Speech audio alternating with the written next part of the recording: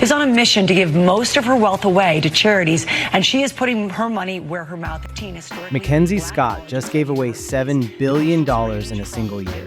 $7 billion. That's more than the entire GDP of some countries. She's now donated over $26 billion since her divorce. No strings attached, no publicity tours, no buildings with her name on them. And a lot of people online are furious about it. Which seems insane, right? Someone gives away the equivalent of a small nation's economy, asks for nothing in return, doesn't even want credit, and people are mad? So here's what I want to figure out today. Is this just internet outrage? You know, people being mad because that's what people do online? Or is there something we're all missing? Because I'll be honest, when I first saw the anger, my gut reaction was, come on, she's literally giving away billions. What more do you want? But the more I dug into this, the more I realized something's off. And I can't tell if it's the anger that's wrong or if it's my gut reaction that's wrong. So let's start with the obvious case. The case for why this is clearly, obviously good. $7 billion buys a lot of help. That's not abstract. That's meals, scholarships, housing, medical care. Real stuff that changes real lives. The organizations receiving this money, most of them have been working for years, decades even, trying to solve problems on shoestring budgets. Now they can actually breathe. They can plan long term. They can hire people. Second, she's doing it the right way, or at least better than most. No ego, no conditions, no making organizations jump through hoops. She's basically saying, you know what you're doing, here's money, go do it. That's rare in philanthropy. Third, the alternative is worse. If she wasn't giving this away, it would just sit there, growing, being invested, generating more wealth that also wouldn't be distributed. At least this way, some of it is moving into communities that need it. So by that logic, the anger doesn't make sense, right? Case closed? Well, here's where I started noticing something strange. The anger isn't coming from people who hate charity. It's coming from people who work in nonprofits, from teachers, from community organizers, people who should be celebrating this. And when you actually read what they're saying, it's not what you'd expect. One comment stuck with me. Someone wrote, I've spent 15 years begging for grants, writing proposals, proving our worth to foundations, and she just writes a check, no questions asked, and somehow that makes me feel worse. Wait, what? That should make you feel better, right? You got the money without the hassle. But then I kept seeing variations of this. It feels like being thrown scraps. It's charity, not justice. We shouldn't have to rely on whether a billionaire wakes up feeling generous. And at first I thought, okay, these people are just never satisfied. But then something clicked. Let me try this a different way. Imagine you work at an Amazon warehouse. $15 an hour. No bathroom breaks because the quota system is so intense that stopping means falling behind. You've watched coworkers get fired for being sick, for not hitting impossible targets. And then you hear that the ex-wife of your CEO just gave away $7 billion. Now, rationally, you know she's not the one who set the bathroom policy. She got this money in a divorce, not from running the company. But here's the thing, that $7 billion came from somewhere. It came from Amazon stock. Stock that grew in value because of labor practices that are, let's be honest, brutal. Because of tax avoidance strategies. Because of market dominance that crushed small businesses. So there's this weird feeling of, that was ours. Not legally ours, obviously, but in some deeper sense, that wealth was created by people who peed in bottles. And now someone who never worked in a warehouse gets to decide which charities deserve it? That's the first crack. It's a legitimacy question. But it gets weirder, because there's another group of people who are angry, and they're angry for completely different reasons. They're saying, who gave her the right to decide what problems matter? And that sounds ungrateful at first, but think about it. She's funding education, housing, racial equity, climate change, all important, obviously, but there are 1,000 other important things too. Rural healthcare, mental health, infrastructure, research into rare diseases, veterans programs, on and on. In a democracy, we're supposed to argue about priorities. We vote, we debate, we decide collectively what matters most. But when one person controls billions, they become a government unto themselves, unelected, unaccountable. And if their priorities happen to align with yours, great.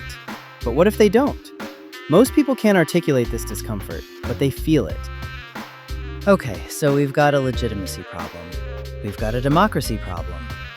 But at least the money is helping people, right? At least it's doing some good in the world. And for a while, I thought, yeah, that's the answer. It's not perfect, but it's better than nothing. Then I found something that completely changed how I see this. Stay with me here, because this is where things get dark. What if her giving it away is actually making the problem worse? Not because the money doesn't help, it does, but because of what it prevents from happening. Think about it. Every time a billionaire gives away money, it relieves pressure on the system. Why would we raise taxes on the wealthy when they're already being so generous? Why would we fund public programs when private donors are stepping in? Politicians literally use this argument. We don't need to increase education funding. Look at all these philanthropists helping schools. So, billionaire charity doesn't just fail to fix the system.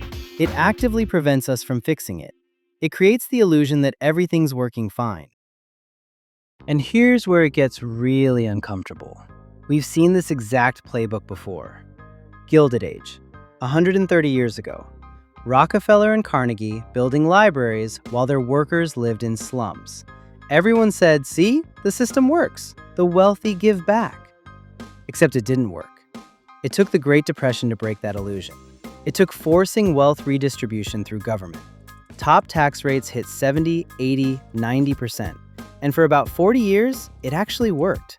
Middle class grew. Wages rose with productivity. Then in the 80s, we were told government was the problem. Private sector was more efficient. We cut taxes from 70% to 37%, gutted public services. And billionaire philanthropy exploded. Because when you don't tax wealth, you have to beg for it instead. So here's the thing that keeps me up at night. What if the entire concept of billionaire charity is a trap? Not because billionaires are evil, not because the money doesn't help people, but because it's a release valve.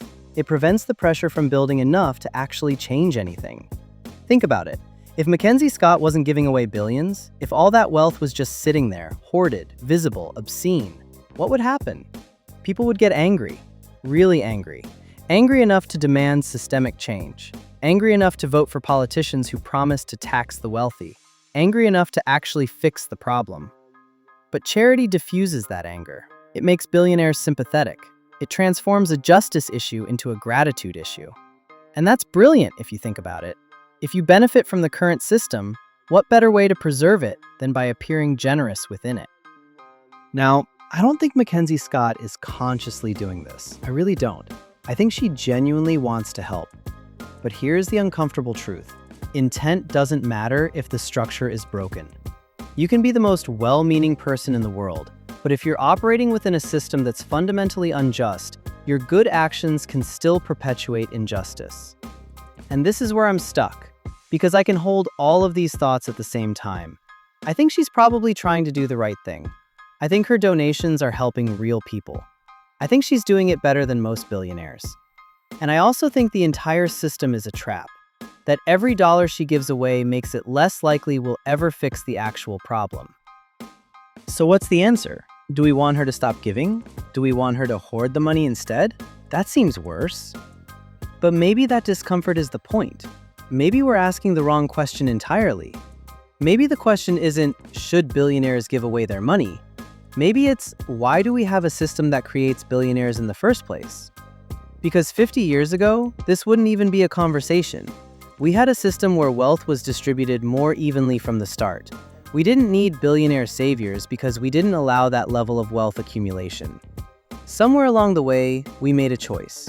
We decided that unlimited wealth was acceptable, that private charity could replace public services, that democracy could take a backseat to generosity, and now we're living with the consequences. So here's what I want to know from you, and I'm genuinely conflicted about this. Is billionaire charity better than nothing? Or is it actually worse than nothing because it prevents real change? Because I used to think the answer was obvious. Charity good, hoarding bad. Simple. I'm not sure anymore. And maybe that uncertainty is what we should be sitting with.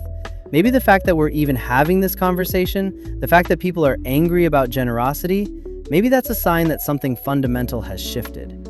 Maybe we're starting to see the trap for what it is. Let me know what you think, because I honestly don't know if I've convinced myself of anything here. I'll be reading every comment. Thanks for watching and listening to this episode of The Original Value. Until next time.